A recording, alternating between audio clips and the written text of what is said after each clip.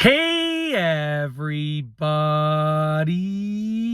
I'm here today to talk to you about some tips for playing the Ocarina for beginners. That's right, these are going to be some tips for playing the Ocarina for beginners.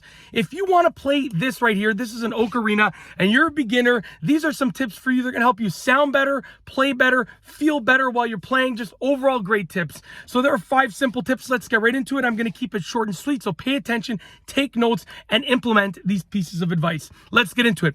Tip number 1 is to learn how to hold it properly, okay? You want to learn how to hold the Ocarina properly. You want to make sure that as you're learning how to play the Ocarina, that you're learning how to hold it properly, okay?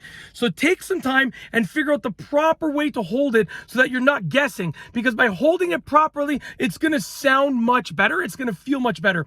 And it's a hard error to correct once you've already learned how to play. So learn how to hold it properly at the beginning. That is tip number 1. Moving on to tip number 2. Tip number 2 is to cover the holes.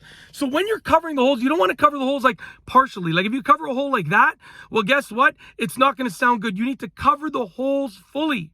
So cover the holes. That is tip number 2. Make sure that you are making a conscious effort to cover those holes as much as they need to be covered. It is honestly one of the best lessons that I can give you for playing the Ocarina, okay? Moving on to tip number 3. Tip number 3 is to learn the note positions. So you want to learn where to place your fingers for each note, okay? And by doing that, it's going to allow you to play each note faster, which is going to sound better.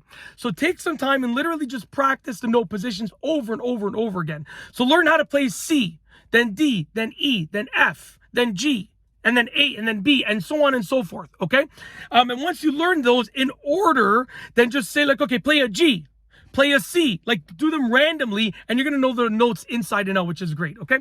Moving on to tip number 4. Tip number 4 is to have fun with it. Literally, sorry, I almost lost my breath or my voice there for a second. Literally have fun with it. You want to make sure that you're enjoying it, okay? Have fun with it. This is a fun instrument. Have fun with it. Don't be stuck on like it has to be this way, that way. It has to sound. No, listen, have fun with it. Enjoy it. This is one of the most fun instruments that I've ever learned how to play, to be honest with you. And I know how to play a lot of instruments. You've probably seen lots of tutorials on my channel for different instruments. This is one of the most fun instruments that I've ever learned how to play. So have fun with it. That's tip number 4.